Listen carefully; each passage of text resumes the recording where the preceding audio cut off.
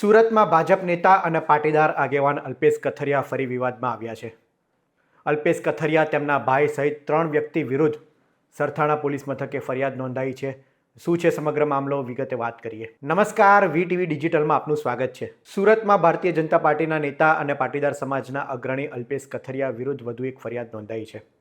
સમગ્ર ઘટનાની વાત કરીએ તો પાટીદાર પાઘડીવાળા નામનો સ્ટોલ ઉત્તરાયણ નિમિત્તે અલ્પેશ કથિરિયાના ભાઈ દ્વારા વિસ્તારમાં શરૂ કરવામાં આવ્યો હતો, જ્યાં પતંગના ભાવના બાબતે ગ્રાહકો વચ્ચે અને તેમના વચ્ચે રકઝક થઈ હતી. આરોપ છે કે અલ્પેશ કથિરિયાના ભાઈ અને તેમના દ્વારા ગ્રાહકને ગાળાગાળી કરવામાં આવી હતી. ભાવના મામલે થયેલી આ રકઝક એટલી ઉગ્ર બની હતી કે અલ્પેશ કથિરિયા અને તેમના ભાઈ દ્વારા ગ્રાહકોને માર મારવાની ફરિયાદ પોલીસ સ્ટેશન સુધી પહોંચી છે. આ વ્યક્તિનો આરોપ છે કે પોલીસની હાજરીમાં અલ્પેશ કથિરિયા અને તેમના ભાઈ દ્વારા માર મારવામાં આવ્યો છે. આ ઘટના બાદ અલ્પેશ કથિરિયા અને ફરિયાદી વચ્ચે સંવાદનો એક વિડીયો પણ સોશિયલ મીડિયામાં ખૂબ વાયરલ થઈ રહ્યો છે. પહેલા જોઈએ વિડીયોમાં શું છે. મારો પેટ મારું ખુદ ઉતારી દઉં, કપડા વિસ્તારી દીધું સરકત કરી દઉં. સમજાણું?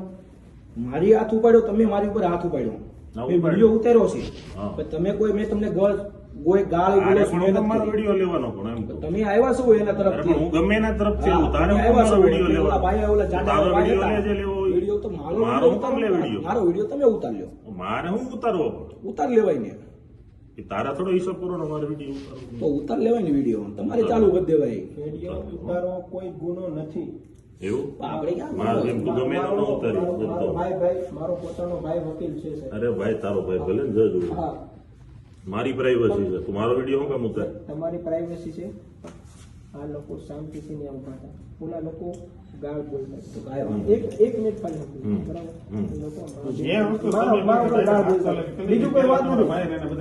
વાત આમાં કોઈ મોટી છે, એ લોકો ગાળ બોલતા હતા. આ તો તમે નહોતો પીસીઆર ની વાટે ઉભા હતા. પેલા એ લોકો હાથસાલે કરી દીધી, આમ તો પીસીઆર ની વાટે આવો અમારે ફરિયાદ દેવી છે. અને એ લોકો જાહેરમાં પબ્લિક મારતું હતું. તમે પેલા ને શું કીધું? બસ અમે ઉભા હતા, અમે ખરીદી કરવા આવ્યા હતા. અને જાહેરમાં હું ગાળ દીધી બરાબર છે. તો આ લોકોએ કદાચ ત્યાં બોલા કરી છે બરોબર, તો વાત મારા ગબરી ઉપર આવી ગઈ બરાબર, ત્યાં સુધી તો બરોબર. પછી ત્યાંથી તમે આ ભાઈ ઉપર હાથ ઉપાડ્યો. આ કઈ રીતે? એટલે ભાઈ તું 5 વાર બોલ કે 10 વાર બોલ, ઉપાડ્યો બોલ ને. હવે હું હા, તમે હાથ ઉપાડ્યો. હા, વિડીયો ઉતારો તું ઉપાડ્યો. તું મારો પણ વિડીયો ઉતારે વિડીયોની વાત નથી તો કેની વાત છે? કે મારામાં ગાલ કોઈ બોલે બરાબર જાહેરમાં. હવે અહીંયા 10 લોકો ઉભા હોય, 15 લોકો ઉભા હોય, અને ત્યાં કોઈ જાહેરમાં ગાળ બોલે માં બે નામ. ખોટું કતર બધા મારી તો લ્યો ને. તમે અહીંયા મારી લ્યો ને તમે અમને. એટલે ભાઈ સાંભળો. તમે અહીંયા મારી તો પહેલા મારી વાત સાંભળો. હું આવ્યો, મેં ગાડી મૂકીને મારી લગભગ 6-7 સેકન્ડ હતી. સાંભળ, 7 સેકન્ડે હું ત્યાં પહોંચ્યો, પીસીઆર હતી ત્યાં. એટલે એ સીધો આમ આવ્યો. બોલો, શું છે તમારું? અરે પણ હું ગમે એની હારે, હું એની હારે જ આવ્યો હતો, પણ એને મારે હું ઇન્ટરવ્યુ લેવાનું? તમારે હું કહેવા માંગુ છું? અરે એ ગમે એનો ઉતારતો હોય, એનો ઉતારે, એનો ઘરમાં ઉતારે. રેન્ડમ કોઈનો વિડીયો ઉતારતો હોય તો આપણે હાથ ઉપાડવાનો. વિષય જ નથી. પહેલા મારી દીધો. પહેલાનો વિષય અલગ છે ભાઈ. હું એવું ત્યારની હું વાત કરું છું. પહેલા હું છું એ મને થોડી ખબર છે. તમે તમારું કહેશો, એનું કહેશે. પહેલા હું તો હતો નહીં. સમગ્ર ઘટનાને લઈને અમે ફરિયાદી ચંદ્રેશભાઈનો સંપર્ક કર્યો હતો અને ચંદ્રેશભાઈએ સમગ્ર ઘટનાને વર્ણવતા વાત કરી હતી કે જાણે પોલીસને તેઓ ખિસ્સામાં લઈને ફરતા હોય તેવો અલ્પેશ કથિરિયા પર આરોપ લગાડ્યો હતો.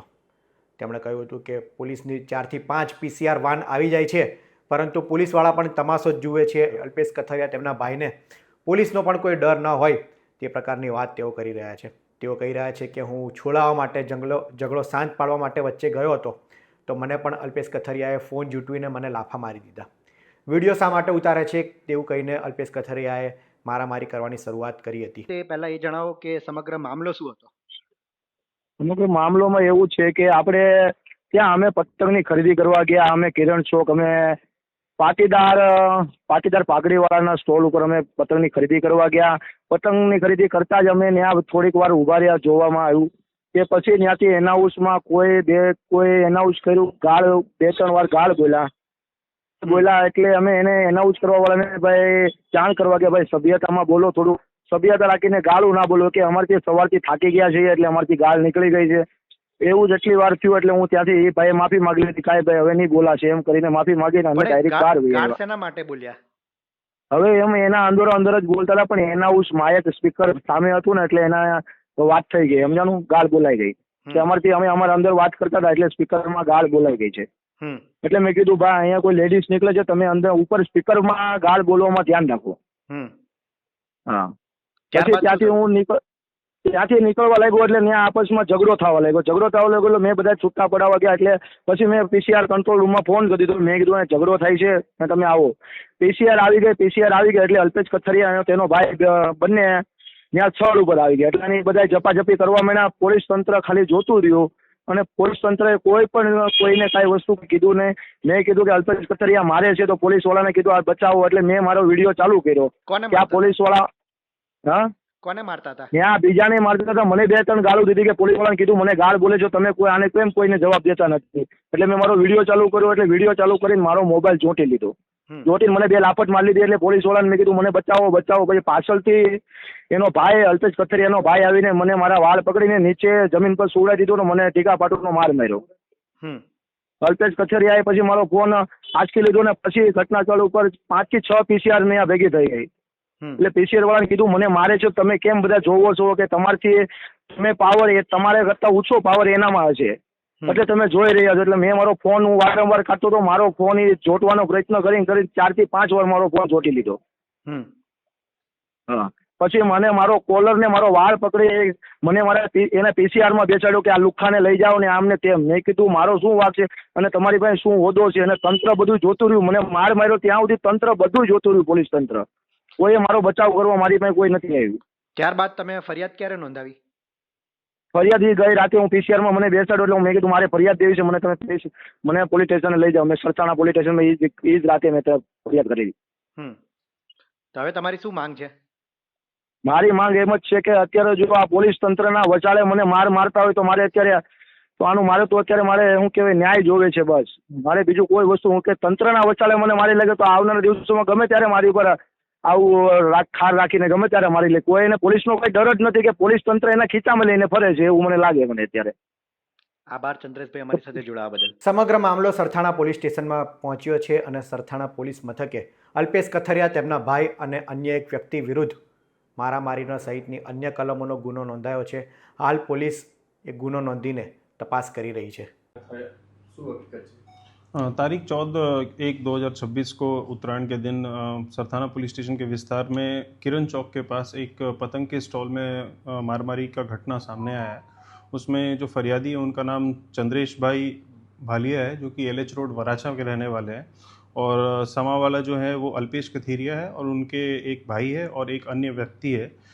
इसमें हमने BNS की धारा 352, 115B और 54 के तहत फरियाद दाखिल की है, NC फरियाद.